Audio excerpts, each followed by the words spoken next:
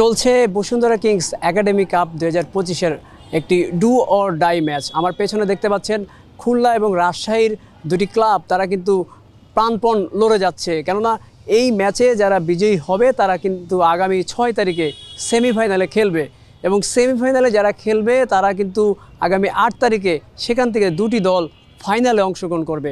আজ দুপুরে মুখোমুখি হয়েছে রাজশাহী এবং খুলনার দুটি দল। দিনের প্রথম ম্যাচে দুপুর 2টোয় মুখোমুখি হয়েছিল SB all football academy Khulna ও হরিয়ানা ফুটবল একাডেমি রাজশাহী।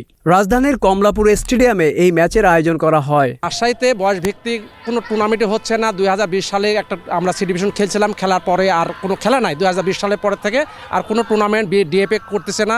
আর কিছুর জন্য করতেছে না আমরা বলতে পারতেছি না। আমাদের যে আমরা প্লেয়ার তৈরি করতেছে, প্লেয়ারটা কোথায় আমরা শো করব? রাজশাহী বিভাগের যে তৃণমূল পর্যায়ের ফুটবল বাংলাদেশের যেটা আসলে আমরা বলি, সেই তৃণমূল পর্যায়ের ফুটবল গড়ার যে আতুরঘর, সেটা আমরা বলি আমাদের এই হরিয়ান ফুটবল একাডেমিকে।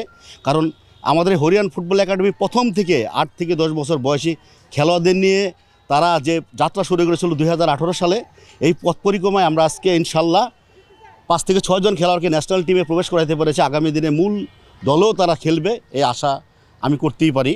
এই টুর্নামেন্টের ফলে দেশের তৃণমূল থেকে উঠে আসবে উদীয়মান কিছু তরুণ ফুটবলার, যারা আগামীতে বাংলাদেশ ফুটবলকে নেতৃত্ব দিবে। দেশের ফুটবলের উন্নয়নের ধারা বজায় রাখতে এসব ছোট বড় টুর্নামেন্ট বেশ ভালো ভূমিকা রাখবে। বিদেশি বংশোদ্ভূত খেলোয়াড়ের সন্ধানের পাশাপাশি দেশের প্রতিটি প্রান্তর থেকে প্রতিভা খুঁজে খুঁজে বের করার এ ধরনের উদ্যোগ দেশের ফুটবলের জন্য ইতিবাচক ভূমিকা রাখবে, যা ভবিষ্যতে বাংলাদেশ ফুটবলকে এক নতুন পরাশক্তিতে রূপান্তর করবে। না, বয়সভিত্তিক তো আসলে যে কোনো আয়োজনই আপনার বলেন না কেন, এটা তো সবসময় বেশি বেশি হওয়া দরকার, তাই না?